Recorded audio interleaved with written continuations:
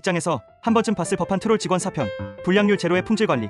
대부분의 제조업 회사에는 품질 관리팀이 존재한다. 이 사람들이 하는 일은 말 그대로 품질을 관리하는 일이다. 교과서적으로 설명하자면 품질 기준 설정, 검사 및 시험 실시, 데이터 분석을 통한 모니터링, 문제 해결 및 예방 조치, 그리고 지속적인 품질 향상을 추구하며 이 과정에서 고객 만족도를 높이고 비용을 절감하며 경쟁 우위를 확보하는 등 매우 중요한 역할을 수행한다. 근데 이런 중책을 맡은 사람이 지식도 부족하고 책임감은 개나 줘버리고 성실함마저 결여되었다면 회사 입장에서는 커다란 재앙이 아닐 수 없다. 내가 예전에 다녔던 회사에도 그런 사람이 있었다. 나이가 많으신 분이라 기동력이 떨어졌었고 업무 시간에 주식, 코인, 쇼핑, 영화 감상, 부업 등을 성실하게 했다. 그래도 업무 역량이 뛰어났으면 어느 정도 커버가 될 텐데 안타깝게도 이분은 시험 성적서 하나 볼 줄 몰랐으며 원자재 불량이 있어도 왜 불량인지 누가 설명해줘야 할 정도였다. 그분이 저지른 사건은 수도 없이 많았지만 그 중에 좀 크리티컬했던 사건을 소개하고자 한다. 1. 불량인데 적합 판정시켜서 출하시킨 사건. 품질관리원이 존재하는 가장 큰 이유 중 하나가 생산한 결과물이 품질 기준에 적합한지 아닌지 검사하고 확인하는 역할이다. 불량품인데 시장 출하되면 소비자 클레임 보상해주느냐, 생산 마진보다 더 큰 금액이 들어갈 수도 있는데 그런 일을 방지하고자 생산 배치별로 품질 시험을 진행하고 그 결과를 시험 성적서라는 문서로 남긴 후에 일부를 샘플링해서 보관품 보관소에 보관한다. 다행히 이 회사는 품목이 두세 품목이고 생산도 하루에 한두 배치만 해서 품질 관리도 크게 빡세지 않았다. 그렇지만 이분은 주식, 코인, 쇼핑, 영화 감상, 부업을 하느냐 바빴고 바빠 죽겠는데 회사 일하려니 너무 짜증이 났었던 것 같다. 그래서 일을 계속 미루다가 한 번에 시험을 했고 나중에는 미루고 미뤘던 일을 다 처리하기도 귀찮았는지 미뤄뒀던 것 중 한 개만 시험하고 나머지는 시험을 하지 않고 임의로 수치를 입력 후에 성적서를 발행했다. 이 행위는 충진팀에서 충진하려는데 너무 묽다고 확인해달라며 지속적으로 단톡방에 올렸었는데 이상하게 생각한 대표가 나를 몰래 불러서 품질 몰래 스펙 체크 좀 해보라고 했고 스펙 체크해서 대표한테 보고했더니 품질 담당자가 대표한테 불려가서 샤우팅 먹고 개털렸다. 뭐 털리고 나서 그걸 대표한테 왜 꼰지르냐고 하더라. 내가 잘못한 거니? 이 미생물 시험 할 줄 몰라서 안 하고 프리패스 시킨 썰. 화장품 품질 관리의 기본 소양 중 하나는 미생물 시험이다. 물론 물성 테스트도 중요하지만 물성 테스트 결과는 웬만큼 다르지 않고서는 소비자 입장에서 쉽게 알아차리기 힘들다. 그렇지만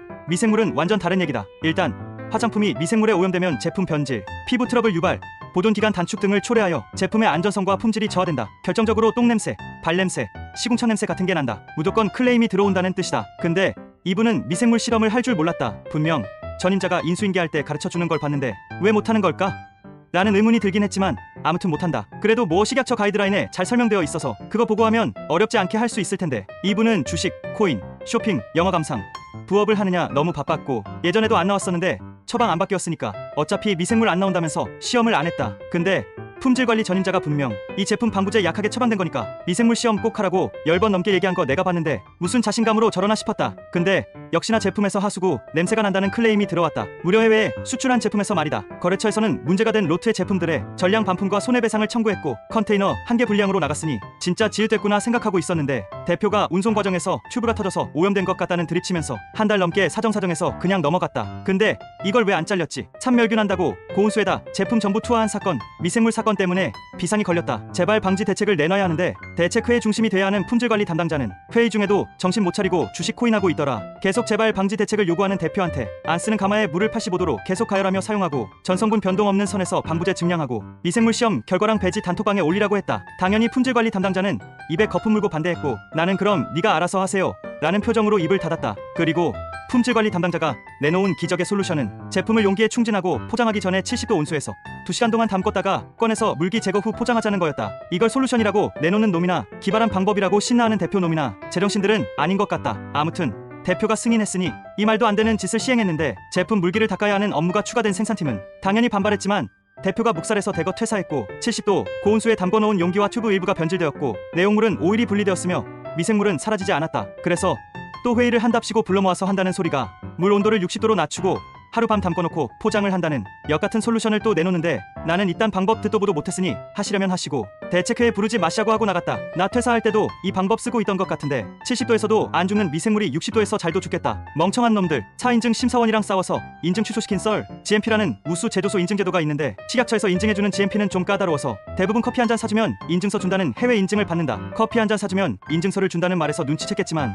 인증서 획득, 갱신 모두 어려운 게 없다. 보통은 컨설턴트 끼고 하는데 컨설팅하는 놈이 심사하니까 그냥 형식적인 실사라고 할 수 있다. 근데 이분은 무슨 자신감인지 컨설턴트 필요 없다고 자기가 다 알아서 하겠다고 선언했고 대표는 신뢰와 존경이 가득 담긴 눈빛을 보내는데 나는 왜 쉬운 길을 놔두고 어려운 길로 가는지 의아했다. 그리고 실사 당일날 형편없는 제조소에 형편없는 품질 담당자, 형편없는 시스템, 형편없는 문서관리, 보안사항이 내 예상을 아득히 초월해서 20페이지 나왔다. 심사위원도 한숨 쉬면서 보안사항 전달하고는 컨설팅을 받아보시는 게 어떠냐고 제안했다. 대표도 좀 아니다 싶었는지 컨설팅이 가능한 상태냐고, 컨설팅 받으면 통과 가능한지 물어봤는데 우리 품질관리 담당자는 자존심이 매우 상했는지 돈 받아 먹으려고 말도 안 되는 보안 때린 거라면서 인증심사원을 사기꾼, 도둑놈으로 몰아가는데 인증심사원도 처음에는 허허 웃다가 계속 욕먹으니까 자리 털고 일어났다. 시간이 흘러 보안기한이 도래했고 우리 무능한 품질관리 담당자는 그동안 주식, 코인, 쇼핑, 영어 감상, 부업을 하느냐 너무 바빴다. 보안은 당연히 안 했고 인증은 당연히 취소되었다. 근데 이쯤 되면 잘릴만한데 안 잘렸고 인증도 대표가 돈 써서 신규 인증 다시 받았다. 역시 돈이 최고다. 부적합 업무 연락을 왜 제가 한 번은 단상자 인쇄가 완전 틀리게 돼서 들어왔었다. 매번 하던 제품이라 디자인 바뀐 게 전혀 없으니 전량 반품시키고 재작업을 요구해야 되는 상황이었다. 근데 우리 품질관리 담당자는 주식, 코인, 쇼핑, 영화 감상, 부업을 하느냐 너무 바빴다. 부적합을 잡아내지도 못했고 포장 작업 직전에 생산라인 담당자가 기존에 작업하던 단상자랑 다른데 디자인 바뀐 거냐고 단톡방에 사진 올리면서 부적합인 걸 알게 되었다. 당연히 생산은 중단되었고 대표는 손해를 감수하고 납기 일을 미루게 되었다. 근데 시간이 지나도 단상자를 회수해가지 않았고 대표가 회의 시간에 부적합 건 어떻게 되고 있냐고 물어봤는데 이 품질관리 담당자는 디자이너를 보면서 어떻게 되었어요? 라고 물어봤다. 황당한 얼굴의 디자이너는 그걸 왜 저한테 물어보세요? 라고 말했고 품질관리 담당자는 디자인이 잘못됐으니 디자인팀에서 해결해야죠. 라는 희대의 쌉소리를 시전했다. 개빡친 디자이너는 디자인이 바뀐 것도 아닌데 왜 디자인팀 탓을 하세요? 품질 관리가 일 똑바로 못해서 벌어진 일 남 탓하지 마시죠. 라고 얘기했고 듣고 있던 대표가 그럼 클레임도 안 걸었고 회수랑 재작업 요청도 안 했겠네. 품질팀장님은 업체에 바로 전화하고 이 일에 대해서 심할서 써오세요. 라고 하고 마무리되었다. 그걸 왜 품질이 하냐고 궁시렁 대는 건 덤이었지만 말이다. 그래도 안 잘리는 거 보면 진짜 신기하다. 오늘의 한마디. 그래도 나는 저러지 말아야지 하는 교훈과 나는 저 정도는 아니라는 위안을 얻게 해준 고마운 사람이다.